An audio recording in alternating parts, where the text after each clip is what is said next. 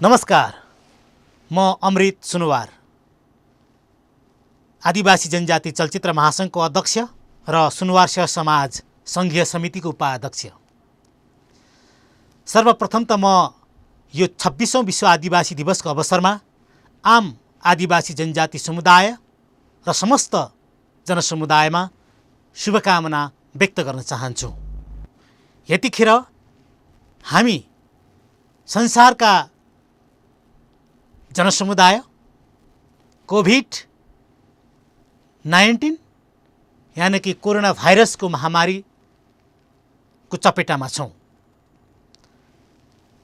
यो वर्षको विश्व आदिवासी दिवस पनि विगतका वर्ष झै हर्षोल्लासका साथ सामूहिक रूपमा मनाउन सक्ने स्थिति छैन। तथापि आफ्नो स्वास्थ्यको ख्याल गर्दै WHO को जुन निर्देशिका छ अथवा सरकारको निर्देशिका छन् कोरोना भाइरसबाट कसरी बच्न सकिन्छ भन्ने विषयमा, ती निर्देशिकालाई पालना गर्दै यो वर्षको विश्व आदिवासी दिवस मनाउन हुनको लागि म सबैमा अनुरोध गर्न चाहन्छु। र सँगसँगै नेपालमा पनि हामीले अहिलेको विभिन्न खालका प्रविधि प्रयोग गर्दै एउटा खुसियालीका साथ शुभकामना आदान प्रदान गर्दै 26औं विश्व आदिवासी दिवस मनाउन गइरहेको यहाँहरू माझमा जानकारी गराउन चाहन्छु। आदिवासी जनजातिको सवालमा पछिल्लो समय नेपालमा धेरै गतिविधिहरू हुँदै आइरहेका छन्। विशेषतः नेपालका आदिवासी जनजाति जन्य सङ्घ संस्थाहरूले आदिवासी जनजातिहरूको पहिचान र अधिकारको क्षेत्रमा विभिन्न खालका कार्यक्रमहरू गर्दै आइरहेका छन्। साँच्चीकै हाम्रो देश नेपाल बहुजातीय, बहुधार्मिक, बहुभाषिक, बहुसांस्कृतिक देश हो, जहाँ थुप्रै जात जाति समुदायको आफ्नो किसिमको अस्तित्व छ, आफ्नो किसिमको पहिचानहरू छन्। ती पहिचान र अस्तित्वलाई रक्षा गर्नको लागि आदिवासी जनजाति समुदाय लागि परेको कुराहरू पनि यहाँहरूमाझ म जानकारी गराउन चाहन्छु।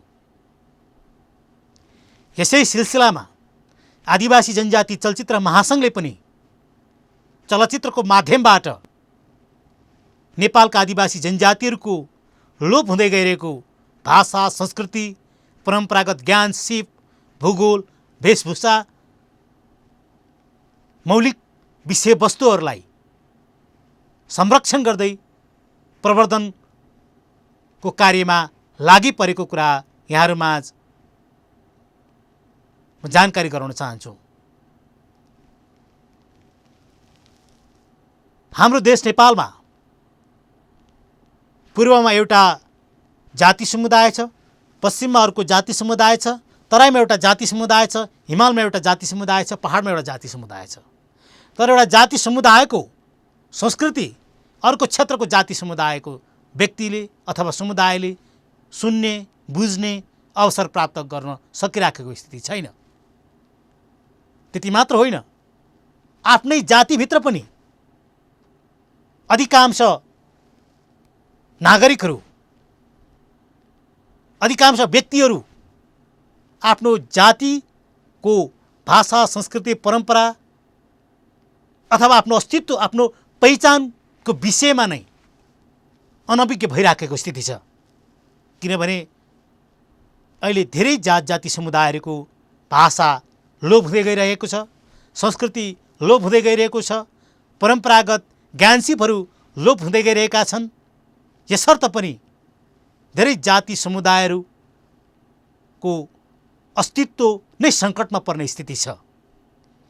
यसै कुरालाई ध्यानमा राख्दै आदिवासी जनजाति चलचित्र कर्मीहरूले यस्तै विषयवस्तुमा चलचित्र निर्माण गर्दै आम जनमानसमा सुसूचित गर्ने कार्यहरू गर्दै आइराख्नु भएको छ, जसले गर्दा एउटा जातिको संस्कृति अर्को जातिले बुझ्ने अवसर प्राप्त गरेको छ। एउटा क्षेत्रको संस्कृति अर्को क्षेत्रको जनसमुदायले बुझ्ने अवसर प्राप्त गरेका छन्, अथवा आफ्नै जातिभित्र पनि जो आफ्नो पहिचानसँग टाढिनु पर्ने बाध्यता थियो अथवा टाढिएको थियो, अथवा आफ्नो जातिको भाषा संस्कृति परम्पराको विषयमा अनभिज्ञ थियो, उहाँहरूलाई पनि अपडेट गराउनको लागि जुन आदिवासी जनजाति चलचित्रले महत्त्वपूर्ण योगदान पुर्याउँदै आइरहेको छ। पछिल्लो समय हेर्ने हो भने नेपालमा झन्डै विभिन्न भाषाभाषीमा 600 भन्दा बढी कथानक चलचित्रहरू निर्माण भएर पनि प्रदर्शन भइराखेको छ, जहाँ धेरै जाति समुदायको भाषाहरूमा चलचित्र निर्माण भएका छन्। नेपालका धेरै भूगोलमा छरेर रहेका जाति समुदायको संस्कृतिमा चलचित्र निर्माण भइरहेका छन्। तर यसरी चलचित्र निर्माण हुँदै गर्दाखेरि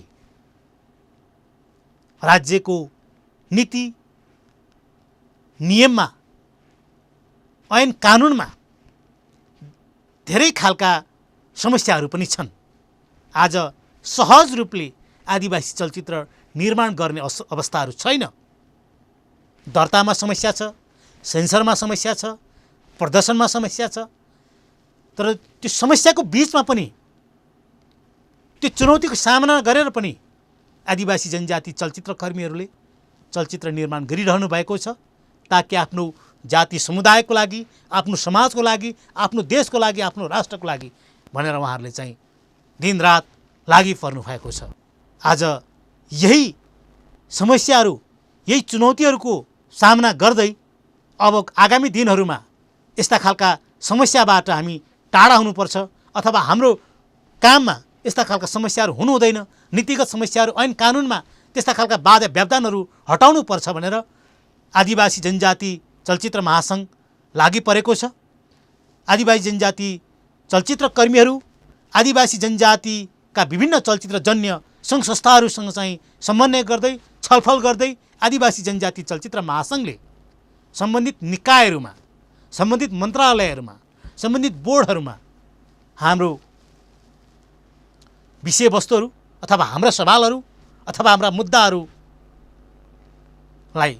उठान गर्ने सवालमा अथवा सम्बोधन गराउने सवालमा लागि परेको छ। यो विश्व आदिवासी दिवसको अवसरमा र अहिले हामीले जुन इन्डिजिनस टेलिभिजन मार्फत यी कुराहरू राखिरहेका छौँ र इन्डिजिनस टेलिभिजनको पनि चौथो वार्षिक उत्सव को अवसरमा म इन्डिजिनस टेलिभिजनको परिवार लगायत आम दर्शक महानुभावहरूलाई पनि म शुभकामना व्यक्त गर्न चाहन्छु। विश्व आदिवासी दिवसकै दिन अगस्त 9 कै दिन आजभन्दा झन्डै 5 वर्ष अगाडि इन्डिजिनस टेलिभिजनले प्रसारण सुरु गर्यो, जहाँ नेपालको हरेक जाति समुदायको उपस्थिति पाउँछौँ। मैले हेरेको टेलिभिजनहरूमध्येमा धेरै जाति समुदायको उपस्थिति मैले यहाँ पाउने गरेको छु, किनभने यहाँ धेरै जाति समुदायको भाषामा कार्यक्रमहरू सञ्चालन भइरहेका छन्। यहाँ धेरै जातिहरूले अपनत्व गरिरहेका छन् यस टेलिभिजन मार्फत, सबैको अनुहार यहाँ पाएका छन्। र हामीले हाम्रो देश नेपालको परिकल्पना गरेको पनि यही नै हो, हाम्रो देश नेपालको चित्रमा परिकल्पना गरेको पनि यही हो। चाहे त्यो शासन प्रणालीमा होस्, चाहे त्यो राज्य सञ्चालक प्रशासकको क्षेत्रमा होस्, प्रशासनमा होस्, कर्मचारी प्रशासनमा होस्, हरेक क्षेत्रमा हरेक जाति समुदायको अनुहार हुन जरुरी छ, उपस्थिति हुन जरुरी छ। इन्डिजिनस टेलिभिजनले यो प्रयास गरेको छ। यो प्रयास साँच्चीकै अत्यन्तै सराहनीय छ, अत्यन्तै सम्मानजनक छ, किनभने यहाँ यस टेलिभिजन मार्फत धेरै जाति समुदाय भाषा भाषीलाई समेट्ने जुन प्रयास गरिराख्नु भएको छ र हामीले पनि आदिवासी जनजाति चलचित्र यस टेलिभिजन मार्फत जुन प्रसारण गर्ने लक्ष्य लिएका छौँ र कतिपय चलचित्र कर्मीहरूले चलचित्र यस टेलिभिजनमा बुझाइ पनि सकेका छन् र कतिपय चलचित्र कर्मीहरूले ल्याउने क्रम पनि जारी छ र निकट भविष्यमै आदिवासी जनजाति चलचित्र पनि यस टेलिभिजनबाट प्रसारण हुने कुराहरू पनि यहाँहरूमाझ म जानकारी गराउन चाहन्छु। किनभने हामी अहिलेको युगमा सञ्चार प्रविधि भनेको सबैमा चाहिँ तपाईँको पहुँच भइसकेको छ र सञ्चार प्रणाली मार्फत नै हामीले चाहिँ हाम्रा कुराहरू आम जनमानसमा सुसूचित गराउन सक्ने चाहिँ अहिलेको जुन किसिमको हाम्रो अवसर छ यसको प्रयोग गर्नको लागि पनि हामीले चाहिँ टेलिभिजनलाई चाहिँ एकदमै उपयुक्त माध्यमको रूपमा लिएका छौँ र इन्डिजिनस टेलिभिजनले जुन किसिमको प्रयास गरेको छ यहाँहरूलाई म हार्दिक बधाई दिँदै आगामी दिनमा अझ उत्तरोत्तर प्रगतिको पनि शुभकामना व्यक्त गर्न चाहन्छु। धन्यवाद।